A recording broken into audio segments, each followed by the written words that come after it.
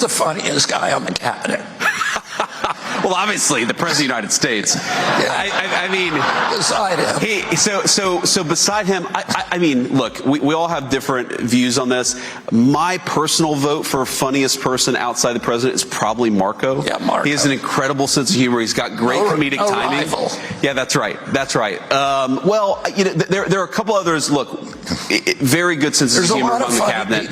There's a lot of funny people. I think Marco is the funniest outside the president. He says something that makes everybody laugh. Correct. At least once during the cabinet meeting. That's right.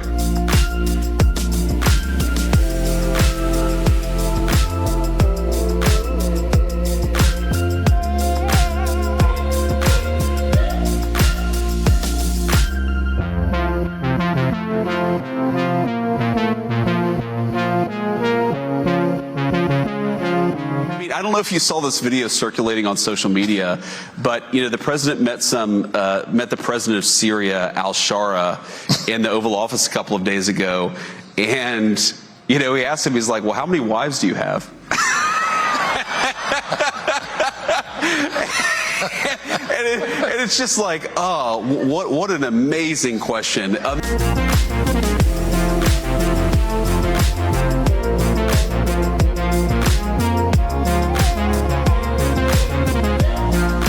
The job of vice president is incredibly contingent on the president that you're serving under.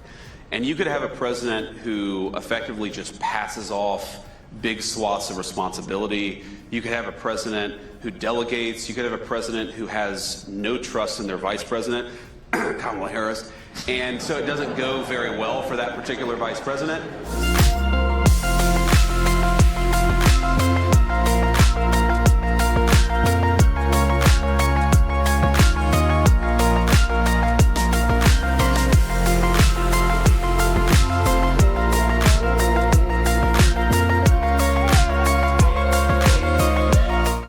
Ukraine is asking for additional aid as it looks to fend off intensifying strikes from Russia. The two countries have traded almost daily attacks on each other's energy infrastructures as the war comes close to its fourth year. On Monday, Ukrainian President Vladimir Zelensky said he's looking to order 25 Patriot air defense systems from the U.S. But those systems come with an expensive price tag and could take years to manufacture. Zelensky suggests European nations could give Kyiv their missiles in the meantime while they wait for replacements. This comes as Ukraine faces major power cuts brought on by persistent strikes from Russia targeting its energy infrastructure. On Sunday, some Ukrainians spent up to 16 hours with no power. Restoration continues, and although the situation remains difficult, thousands of people are engaged in stabilizing the system and repairing the damage. One of those recent outages was caught on camera during an interview with Zelensky. Hard times. The Kremlin says it wants the war to end quickly, once Russia achieves its goals, but it's blaming Ukraine for stalled resolutions. We have said it multiple times, and the Russian side continues to be open to this. But there is currently a pause. The situation is stalled. Back in Washington, President Trump said he expects the conflict to end soon.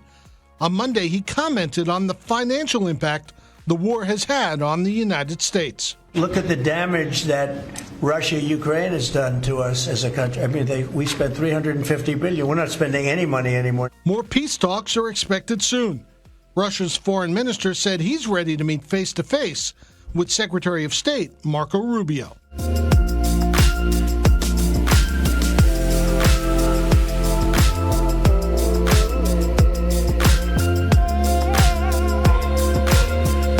To Ukraine, General, Russia is boasting now that it has virtually captured the critical city of Prokofsk in eastern Ukraine. It's reportedly sent a huge army, 100,000 men to grab it. Now, if the city does fall, just look at the map. I mean, you can see that Russia can then cut off a big chunk of the Donbass that it's trying to capture and the Ukrainian soldiers in it, which is probably why Ukraine's president was in the city, I think, yesterday to encourage the troops. What is the state of this battlefield? Well, it's not as Russia describes it. They've tried, this is almost 2 years in the making, they take Prokopov. They're suffering on average over 1,000 casualties a day. They are not winning this war. And there is no way that Russia can take the entire Donbass region. The Institute for Study of War thinks it'd take them 3 to 4 years. The problem we have is Russia creates such a false narrative. The media picks it up as its gospel. We get people running around the United States, and some of them actually, every once in a while, are able to provide advice to President Trump on these things, on these false narratives. One, the justification for the war, completely false, that Eastern Ukraine and NATO is encroaching on Russia. That's an absurdity. All those countries used to be a part of the Soviet Union. They want no part of Russia, and they want to be a part of NATO to protect them from Russia, not to invade it. And that's narrative number one. Narrative number two is Russia's winning the war. And that's just not true.